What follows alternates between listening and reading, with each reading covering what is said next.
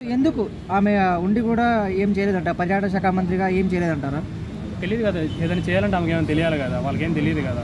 వాళ్ళకి తెలిసిందల్లా ఒకటే, పవన్ కళ్యాణ్ని తిట్టాలి, టీడీపీని తిట్టాలి, ఇంకెవరన్నా ఉంటే వీళ్ళకి అగ్నెస్ట్ ఎవరన్నా మాట్లాడితే వాళ్ళని తిట్టాలి. లైక్ రజనీకాంత్ తిట్టినట్టు, చిరంజీవి గారిని తిట్టినట్టు, ఇంకంతే కదా. సో దానికోసం వాళ్ళు ఉంది, అందరూ అంతే ఉంది. ఆ మినిస్టర్లు మొత్తం అంబటి రాంబాబు కానీ మిగతా వాళ్ళందరూ. జనసేన టీడీపీ రెండు కలిసి పోటీ చేస్తున్నాయి కదా. సో ఎన్ని అంటే 175% ఎన్ని స్థానాలు గెలిచే అవకాశం ఉంది? 100 అనుకోవచ్చు. అంతకుముందు ప్రశాంత్ కిషోర్ గారిని జగన్ గారు పెట్టుకుంటే 420 వర్సెస్ 420 ఇద్దరు కలిసి చేశారన్నారు. ఇప్పుడు అదే 420ని చంద్రబాబు గారు తీసుకొచ్చి పక్కన పెట్టుకున్నారు కదా, దాని మీద మీ అభిప్రాయం?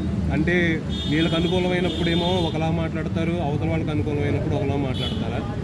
అనుకూలమని కాదండి, అంటే మనం ఓపెన్గా చెప్పాలంటే ప్రశాంత్ కిషోర్ 420 అయ్యుండొచ్చు, మేబీ మన ఎవరి పర్సెప్షన్లో వాళ్ళకి అయ్యుండొచ్చు.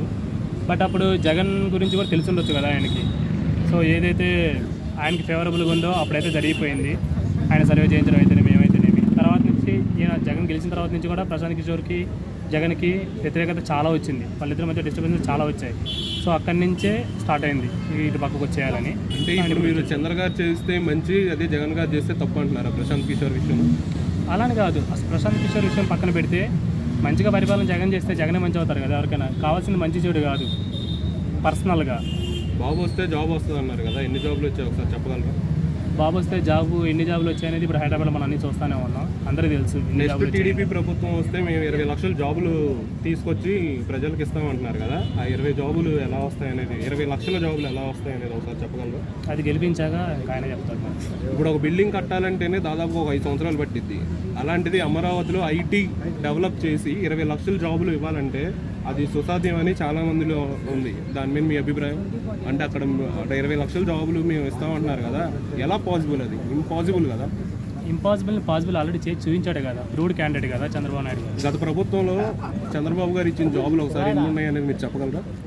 గవర్నమెంట్ జాబులు, ప్రైవేట్ జాబులు కలిపి. గత అంటే ఏపీలో అంటున్నారా మీరు? ఇక్కడ ఏపీలో గత ప్రభుత్వంలో బాబు వస్తే జాబ్ వస్తుంది అన్నారు కదా, అలా ఎన్ని జాబులు ఇచ్చారు? గవర్నమెంట్ కానీ ప్రైవేట్ కానీ ఎన్ని జాబులు ఇచ్చారు? జాబులు ముందు ఇవ్వాలంటే ఒక స్టెబిలిటీ అనేది ఉండాలి కదా. అదే జగన్ అప్పుడే ఒక స్టేట్ని తీసుకొచ్చి ఆయన చేతిలో పెట్టి నాకు జాబులు ఇవ్వండి అంటే తీసుకొచ్చి రావడానికి అయ్యే కూరగాయల షాపులో కూరగాయలు కాదు కదా తెచ్చివ్వడానికి.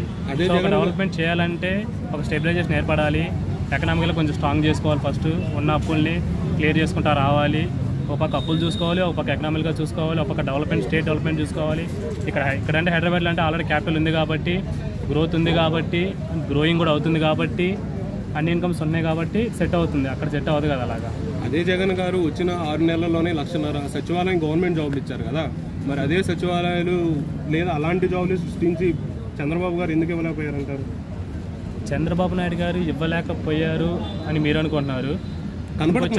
ఏపీలో అందుకే కదా మీరు ఏపీని అంటే ఒక 5 years పాలన చేసినప్పుడు ఏపీ గురించి మాట్లాడుతున్నారు, కానీ ఇక్కడ తెలంగాణలో చేసింది మీరు ఎందుకు మాట్లాడలేకపోతున్నారు? సరే, చంద్రబాబు నాయుడు గురించి వదిలేద్దాం, కేసీఆర్ గురించి మాట్లాడుకుందాం.